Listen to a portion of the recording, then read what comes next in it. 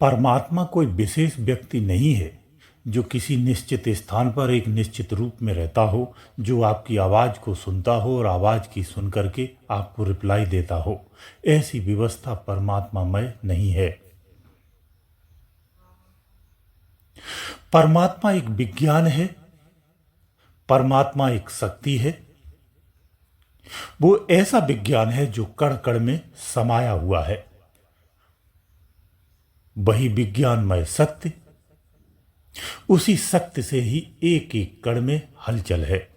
उसी को दरअसल में परमात्मा कहा जाता है। परमात्मा विज्ञानमय है। आज इसी विज्ञानमय अवस्था का संक्षेप में वर्णन करता हूं, संक्षेप में बताने का प्रयास करूंगा। परमात्मा विज्ञानमय है, ये किस प्रकार से है, इसे आज समझने का प्रयास करते हैं, जिससे ये भ्रम हमारा दूर होगा कि संत जन परमात्मा को विज्ञानमय क्यों कहते हैं। ये 3 शब्द हैं। इन्हीं 3 शब्दों में पूरी सृष्टि का या परमात्मा का पूरा विज्ञान मिलता है या विस्तारित है। क्षर, अक्षर और निरक्षर। इसे विस्तार से समझेंगे तो बहुत बड़ा हो जाता है, इसे संभव भी नहीं है।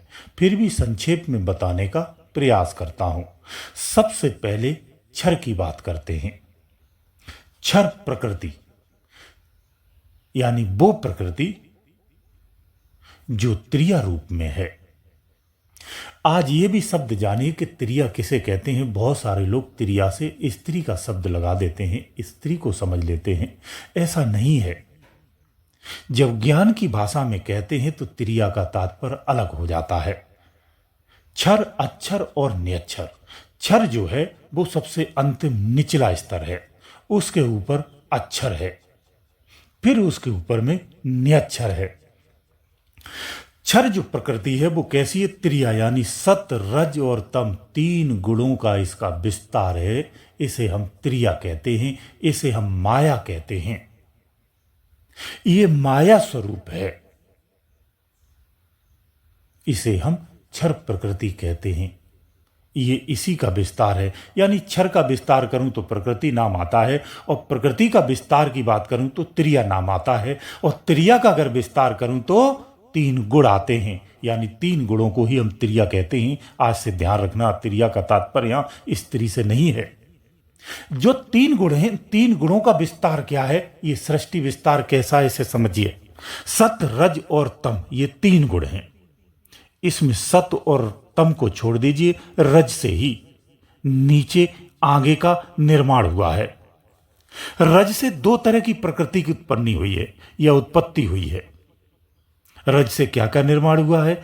एक तरफ चेतनमय और गुणमय चेतना कहूं, या चेतनमय और गुणमय प्रकृति का निर्माण है, जिसमें रज स्वयं अपने आप को अस्तित्व में रखता है और साथ में सत और तम को भी रखता है। यानी 3 गुण जो चेतनमय हैं और गुणमय हैं, सत, रज, तम।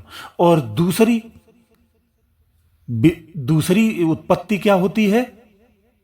तत्वमय। तत्वमय निर्माण होता है, वो जड़ है, चेतन नहीं है, वो जड़ है, जिसे हम पंचधा प्रकृति कहते हैं। यानी आकाश, वायु, अग्नि, जल और पृथ्वी, ये पंचधा है।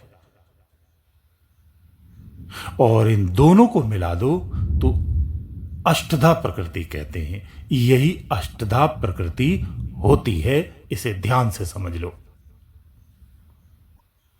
प्रकृति के जो 3 गुण हैं, 3 गुणों से ही 3 शरीरों का निर्माण हुआ है, स्थूल, सूक्ष्म और कारण। सत, रज, तम, ये 3 ही गुण हैं। कारण तम से हुआ, सूक्ष्म सत से हुआ और स्थूल रज से हुआ। इन गुणों से युक्त तीनों शरीर प्रकृति के ही हैं। इन तीनों शरीरों में बाल त्रिया का रजोगुण वाले शरीर में भी 3 अंग हैं।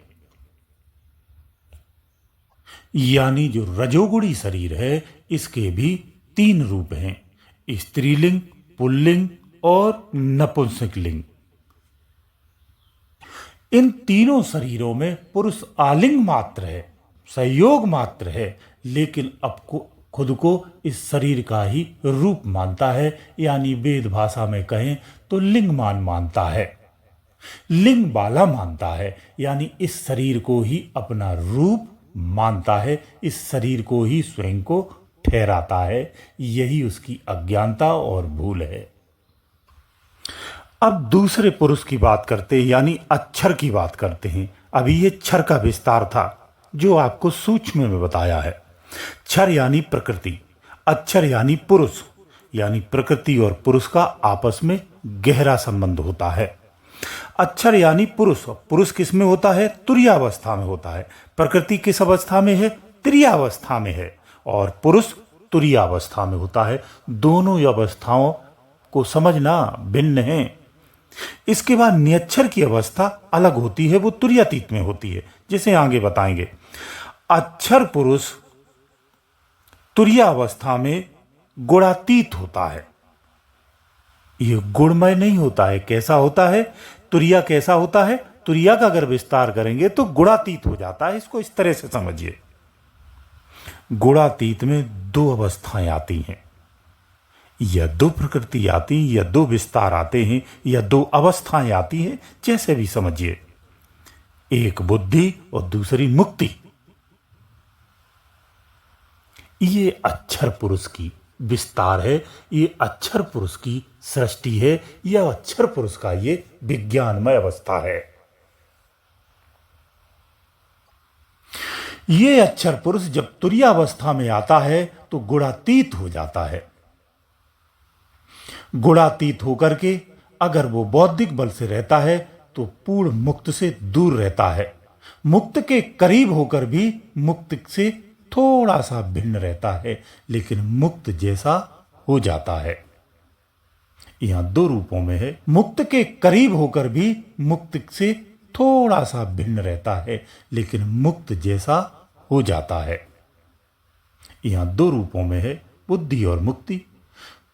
वही जब शास्त्रों से, वेदों से अनुसरण कर लेता है, प्राकृतिक क्षर में भी अपने आप को उच्चतम कर लेता है, वो मुक्त को प्राप्त होता है। यही मुक्त की अवस्था होती है। यहां से जब वो आगे बढ़ता है तो फिर नियक्षर अवस्था को प्राप्त करता है। जब वो नियक्षर को प्राप्त करता है तो परमात्मा की अवस्था को प्राप्त करता है।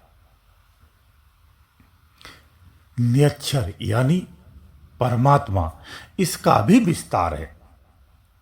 इसका विस्तार क्या है? परमात्मा का विस्तार है, ये तुरीयातीत अवस्था में है। तुरीयातीत अवस्था इसके नीचे की आती है, फिर उससे नीचे आएंगे तो अतीत आ जाता है। अतीत से भी अगर नीचे में विस्तार इसका करेंगे तो विमुक्त में आता है, और विमुक्त का भी अगर विस्तार कर दिया जाए, उसे भी जड़वत किया जाए तो दिव्य आता है, और दिव्य का भी जब विस्तार होता है तो विभु आता है। ये परमात्मा का विस्तार है। इस तरह से सृष्टि में परमात्मा का संपूर्ण विज्ञान है, जिसे हम परमात्मा, ईश्वर, भगवान कहते हैं। वो इस तरह से कण कण में व्याप्त है, एक एक कण में व्याप्त है, यानी वो एक एनर्जी है। एनर्जी के रूप में जो सारी सृष्टि में कार्य होता है या अस्तित्व में है, उसी एनर्जी को ही परमात्मा कहते। इसे समझिए। तो इस प्रकार से आपको समझ में आना चाहिए कि परमात्मा विज्ञानमय है। जो विज्ञानमय क्रिया है वही परमात्मा है। जो विज्ञानमय संचार है, विज्ञानमय जो सत्य है, वही परमात्मा है। कोई आदमी या इंसान या कोई ऐसी शक्ति के स्थान पर जाकर के नहीं बैठी है जो सबको आंख खोल करके देख रही है और कह रही है। वो आपके शरीर में ही है, हर कण में है, हर स्थान पर है, और हर क्षण है, नित्य है। वो कभी न नष्ट होने वाली शक्ति है। उस शक्ति से उत्पन्न जो सृष्टियां हैं, ये उत्पन्न होती हैं और नष्ट होती रहती हैं, मगर वो जो सत्य है, जो विज्ञान है, वो जस का तस ही रहता है और अपनी क्रियाओं में ऐसे ही संचारित होता रहता है। आप भी उसी विज्ञान के अंश हो, बस उसी विज्ञानमय अवस्था को ही तो प्राप्त करना होता है। इसके अतिरिक्त तो और कुछ संसार में है नहीं। ये ज्ञानमय अवस्था का अंतिम सत्य है, जो सामान्य शायद समझ में नहीं आएगा, क्योंकि सामान्य व्यक्ति वेदों के उन पन्नों को पढ़ता है, वास्तव में वो वेदों को भी नहीं पढ़ता है, उन ज्ञानियों की बातों को सुनता है जिसमें उनकी अपनी धारणाएं सम्मिलित होती हैं, और उन्हीं धारणाओं को ही अपने आप को स्थापित करके उन्हीं धारणाओं के अनुसार अपने जीवन को जीता है और एक निश्चित कर लेता है। फिर वो इसके अतिरिक्त अन्य किसी सत्य को स्वीकार कर ही नहीं पाता है। क्षमतावान होते हुए भी वो इन सब चीज़ों को नहीं समझ पाता है। असहायसा अपनी ही जिद में, अपनी ही समझ में, अपनी ही निज की सोच में ऐसे ही जीता रहता है और अपनी ही समझ को सत्य मानकर आगे चलता रहता है। इसे ही अज्ञान अवस्था कहा जाता है। इसलिए व्यर्थ की धारणाओं से हमें बचना चाहिए। ये धारणा ही हमें जीवन की वास्तविकता से दूर करती हैं। हर जीव स्वयं में स्वतंत्र है। परमात्मा की विज्ञानमय अवस्था को खोजने का प्रयास करना चाहिए और पूर्ण रूप से स्वतंत्रता पाने का प्रयास करना चाहिए। यही जीवन का यथार्थ सत्य है। गुरुदेव दयालु।